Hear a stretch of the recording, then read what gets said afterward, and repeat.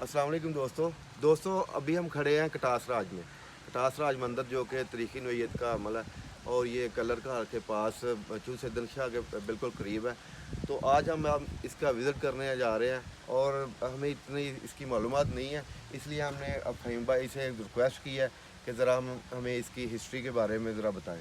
जी फ़हीम भाई। सबसे पहले पूरी टीम को हम वेलकम करते हैं और अस्सलाम वालेकुम बोलते हैं। वालेकुम सलाम। इस जगह का नाम श्री कटास राज है।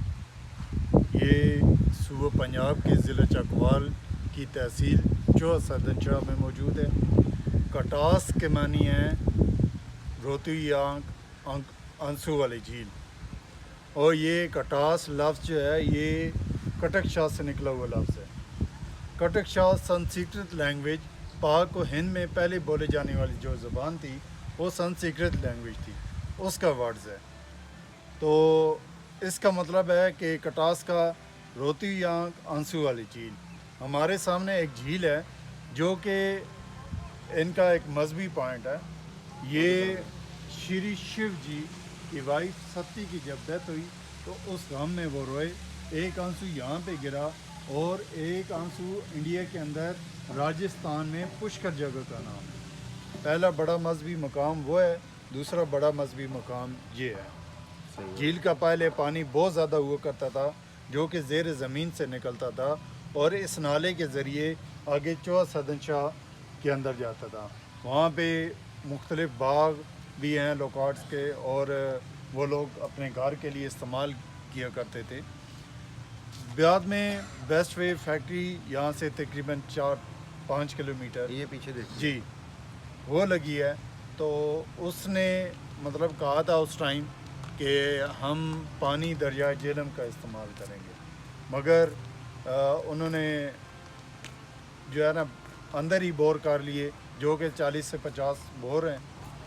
वो जब वो चलाते हैं तो ज़ेर ज़मीन पानी इस एरिए का कम हो गया है।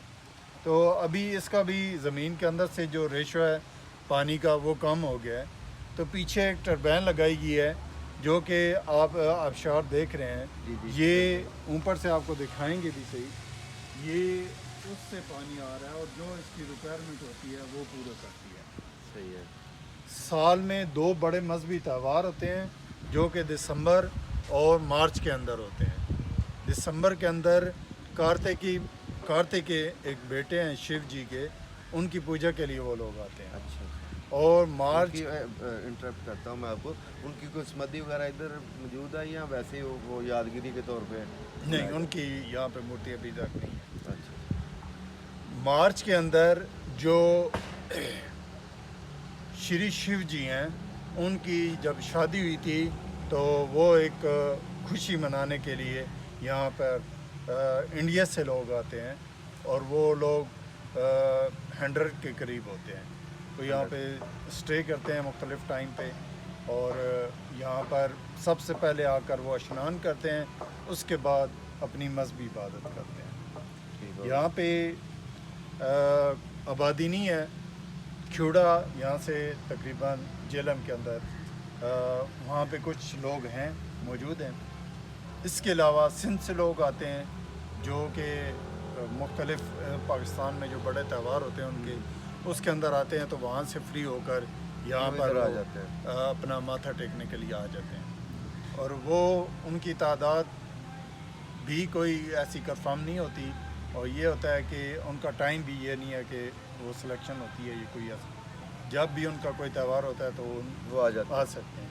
वैसे भी एक इबादतगाह है तो उनके लिए 24 घंटे जो है ना वो अवेलेबल है। खुला है जी खुला है। तो